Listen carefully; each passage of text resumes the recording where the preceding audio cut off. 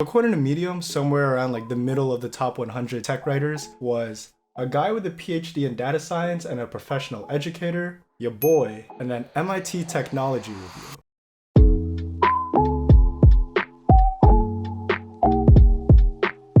How we looking? Alright, there we go.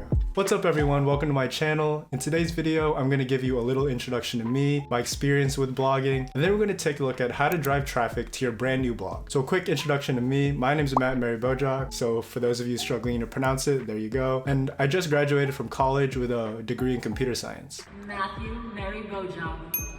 So I bet you're thinking, why am I, a computer science major, talking about blogging? Shouldn't I be programming or like running a Discord server or something? But honestly, for the last several years, I've been making content online. A majority of those years, no one has seen it. Not because it wasn't public, but just because no one was interested. But recently with my current website, learnview.co, I've been getting good traffic and thousands of views a day. And in this video, I want to focus on the first month when I launched LearnView. A month where it got over 10,000 views as a brand new website. But first, let's take a look at some of my other projects that didn't work so well. So the first time I actually made a blog was the freshman year of high school. I was working on a video game that I was building from scratch. I thought it was pretty cool, so I made a website to document my progress and all the development on it. And I think it got maybe 8 or 9 views a week. I think that was the peak. So obviously back then, I had zero clue what I was doing. I was just making things that I thought were cool. But I did find one way to get people's attention online. There was this video game development forum where I started posting some of my updates and they started getting thousands of views. And this is when I realized that in order to get people to pay attention to me, I had to go where they were. They weren't gonna seek me out. Honestly, like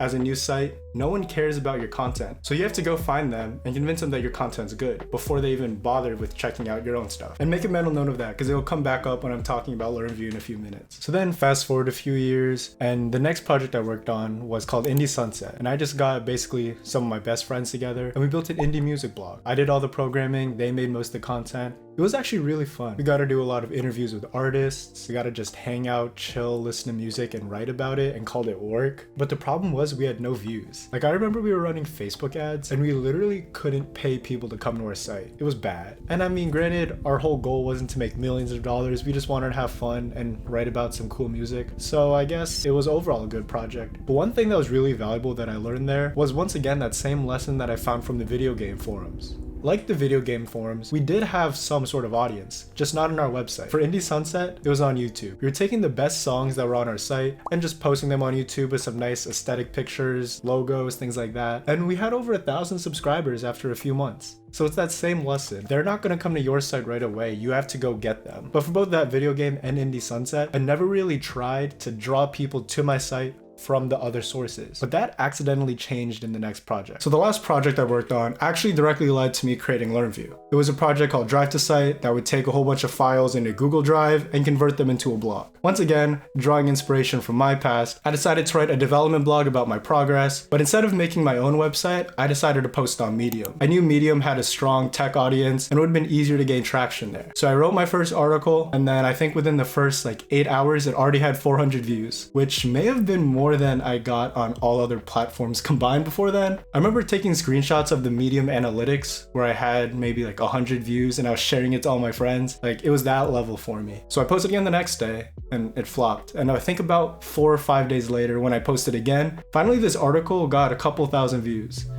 So in my head, I was thinking, all right, I have no clue what I'm doing, what hits on Medium, what doesn't. But if I throw enough out there, some of it will get some views. I remember at one point in time, I was one of the top technology writers on Medium, in their official 100 list. So according to Medium, somewhere around the middle of the top 100 tech writers was a guy with a PhD in data science and a professional educator, your boy, and then MIT Technology Review.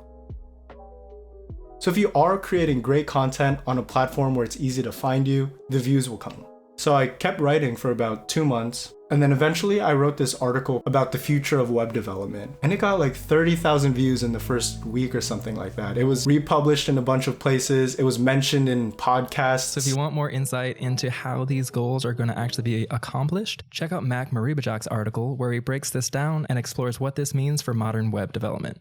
It was the biggest thing that I've written at the time by far. So then I decided instead of posting everything on Medium, I should start my own site. And that's where LearnView came from. I set up the WordPress account, bought the domain, and without even knowing it or thinking about it, I started taking my most popular articles from Medium and then just posting them on my site. And in my head, I was thinking, if this content works over here, it should work on my site, right? And honestly, it did. And this is one of the big tips I have if you're going to be posting on Medium while trying to grow your own site. In Medium, in the, I think, advanced settings somewhere down there, you can set the canonical link to point towards your own site. Okay, now what does that mean? Essentially, the canonical link is used by Google's algorithms if there are two identical pieces of content on different sites or even different pages on the same site. So basically, for contents on two different pages, you can use a canonical link to tell the Google robots or whatever which one should be prioritized by the search engine. So I did this with my site. All my articles on Medium ended up pointing back to my site. And what this does is that whenever someone links to my content on Medium, they're actually linking to my site. I didn't know that at the time, I just thought it was cool. Good job, Pass Matt. So changing that canonical link was great, but the biggest thing that I did to drive traffic from Medium was linking back to my site like everywhere. If I mentioned a topic where I had a somewhat related topic on my site, I would link back to it. And at the bottom of every post, I would have this obnoxiously big call to action. It would say something like, do you want to get better at development? Click here to download our free cheat sheet. And there was a giant picture, a button, it took up maybe an entire screen. You couldn't miss it. And that would link back to my site where they could get a great like 3-page cheat sheet with all the important information. And I would get their email, and that's how I grew my mailing list. Overall, it was just a win-win for everyone. And I think that was the single biggest thing that allowed me to grow my audience from the beginning. So when you're starting a new blog, you really have to think about where your ideal audience is. It might not be on Medium. Like Medium is great for technology, productivity, politics, things like that. But for other spaces, they may be in Facebook groups. They may be on Reddit, Quora, Pinterest. You have to find where they are and provide value to them there. Because when you provide value to them there, it feels a lot more natural. It feels like you're not really selling to them. They'll trust you more. And if they like your content when it's on the platforms that they like, they'll be a lot more willing to join your community and check out your content on your own site after. So besides Medium, one thing I would do, specifically on Reddit and Quora, I would see what questions people were asking about Vue, which was the language that I was writing about. And then if I had a good answer, if I knew it, I would just answer their question. I wouldn't drop a link. I wouldn't plug Learn Vue at all. I would just genuinely try to help them. And after they say, hey, this worked, thanks for the help, that's when I would drop the link. Because that way it felt a lot less spammy. Like, please don't be that person in all those Facebook groups that just spams their own personal content all the time. People can see straight through that. They're not going to want to click it. You really have to provide value to that community where it is. And then after you build up some trust within those people, then they'll be more willing to check out your content. So how well did this work for me in my first month? Okay, let's look at the analytics.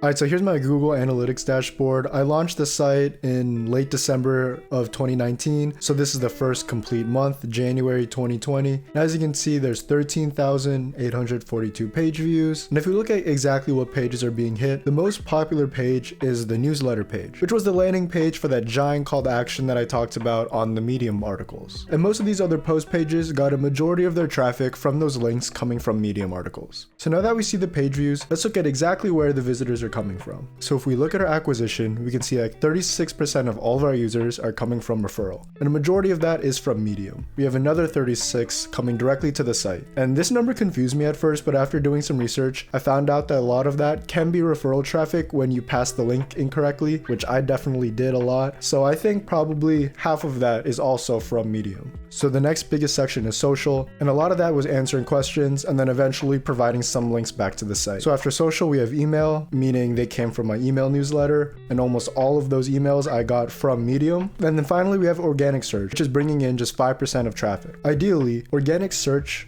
basically searches from Google, should be your biggest source of traffic, and that's because it's the most scalable. All of these other sources, like posting on Medium, answering questions on social media, sending newsletters, require you to actively promote your content. Having a great stream of organic traffic means that your content will be getting hits regardless if you keep plugging it every day or not. But the Google algorithm does take a few months to really start circulating your content. So in those early few months, in order to get traffic, you're really going to have to hustle to try to build a reputation for yourself and your blog within your specific niche. As we just saw in those analytics report, those few strategies that I talked about earlier accounted for almost all of my traffic in my first month of LearnVue. So to summarize, first you have to do your research and figure out where your target audience is, whether that's on Medium, TikTok, Reddit, Facebook groups, random forums. You really just have to figure out where can you go where they also are talking. When people come across you on platforms that they like without you kind of forcing your site on them, it doesn't feel like they're being marketed to and lets them feel like they found you more organically. And that's honestly one of the biggest reasons why I started this YouTube channel. I just launched my website, Matt Mary Bojock. Well, at the time of filming, it doesn't exist, but by the time this video goes up, it will be beautiful. And on that site, I'm just going to be sharing a lot of my thoughts on blogging, editing, content creation in general. But the thing I'm most excited about is I'm going to be talking about building that website in real time as it's going on. So I'm going to be sharing analytics reports, how I'm coming up with content, YouTube subscriber counts. Right now it's at 5 because I forced 5 of my friends to subscribe. But I'm going to be very honest about the reality of trying to build a website from scratch. If something gets no views, we're going to look at why and how can we improve it. If something gets a lot of views, we'll do a little breakdown and see what strategies you can take into your own content. Basically, I just want to share this entire behind the scenes process. So if that interests you, make sure to like and subscribe for more content, and I'll see you in the next one. Peace.